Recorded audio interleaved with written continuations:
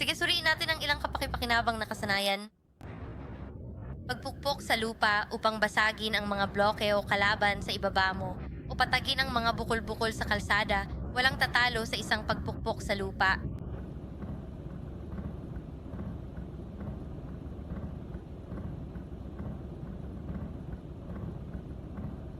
Nakakatawa talaga yan kasi alam mo ba, yun talaga ang mismong ginawa ko sa iyong mahal na nanay kagabi.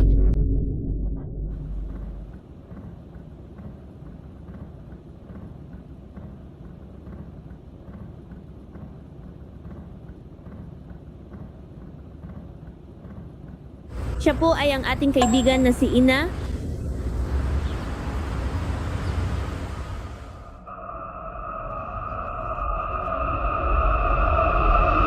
Naglalagay ka ba talaga ng tinta sa iyong ginagawa? Napakaganda at napakaganda naman ng ating panahon sa araw na ito. Hindi ba sa tingin mo? Hahaha. Ang paghuhugas ng buhok ay isang masamang gawain. Yung, Mukhang mahirap labhan ng buhok. naku, ang haba naman. Diyos ko, literal na parang ganun. Itinali ko ito ng pa-pigtails at mahaba na ito. Kaya maiisip mo na kapag tinanggal ko na. Napakahaba. Hindi ito magandang set. Parang kumakalat na sa buong mukha ko. Hindi magandang set. Oh. May bangs ako. Ang paghugas ng buhok na may bangs ang pinakamahirap sa lahat. Dahil nga rito sa bagay na ito, Mukha ka lang talagang katawa-tawa sa iyong ginagawa. Pero kahit papaano, maari mo bang ipaliwanag kung ano nga ba talaga ang nangyari sa iyo? Ang aking buong pangalan ay Connie Oro at ako ang itinalagang tagapangalaga at tagabantay ng daloy ng panahon. Maari mo bang ipaliwanag kung bakit ka tumatawa ng ganyan sa akin? Nais mo na ba talagang harapin ang iyong sariling kamatayan ngayon?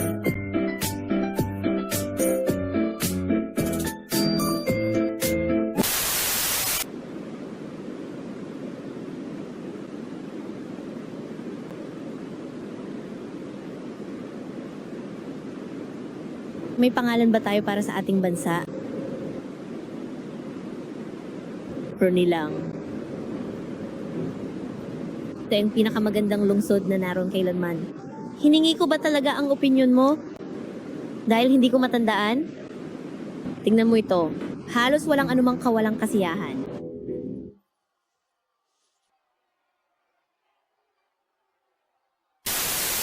Siguro pwede kitang ilabas. Ilalabas kita. Para mapunta ka sa ibang lugar.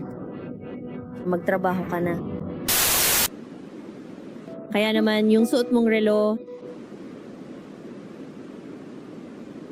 saan mo nakuha yan?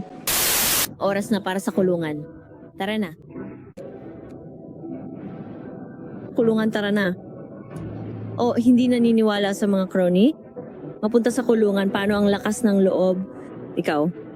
Tara na.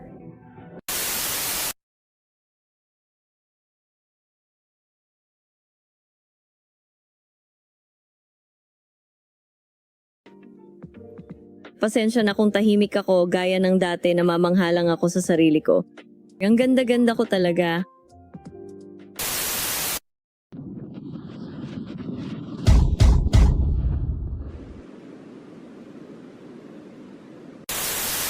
Ikaw, papatayin kita.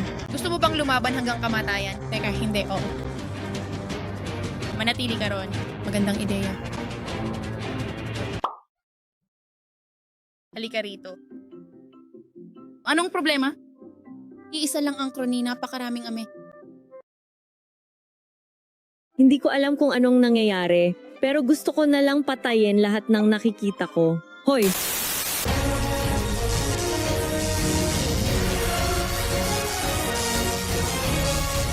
Crony? Hindi. Hindi ako makapaniwala sa'yo. Gawin mo sa akin yan. Umalis ka rito, malaking bully ka.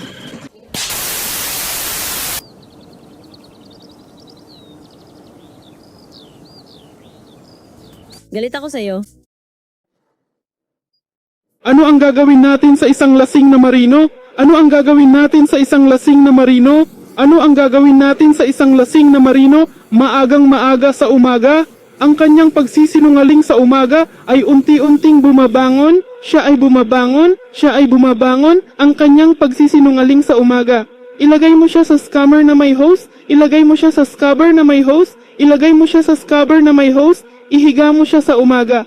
Buhusan siya ng malamig na tubig hanggang sa siya ay magising. Buhusan siya ng malamig na tubig hanggang sa siya ay magising. Buhusan siya ng malamig na tubig hanggang sa siya ay magising. Maagang maaga sa umaga. Sa bawat mataas na sandali na siya ay dahan-dahang bumabangon mula sa pagkakahimbing. Sa bawat mataas na sandali na siya ay muling bumabangon. Sa bawat mataas na sandali na siya ay bumabangon. Ang kanyang marahang paghiga at pag-unat sa bawat maliwanag na umaga. Ilagay siya sa tagsibol hanggang sa siya ay matino. Ilagay siya sa tagsibol hanggang sa siya ay matino. Ilagay siya sa tagsibol hanggang sa siya ay matino ang kanyang paghiga sa umaga. Ang taas, ang taas, ang taas niya. Ang taas, ang taas, ang taas niya. Ang taas, ang taas, ang taas niya. Ako ang pinakamarami. Tandaan mo, kung hindi ka titigil sa pag-inom, mamamatay ka agad. Ang salitang silid at ang salitang kamatayan ay magkapareho ang kahulugan para sa iyo. Naiintindihan mo ba? Yun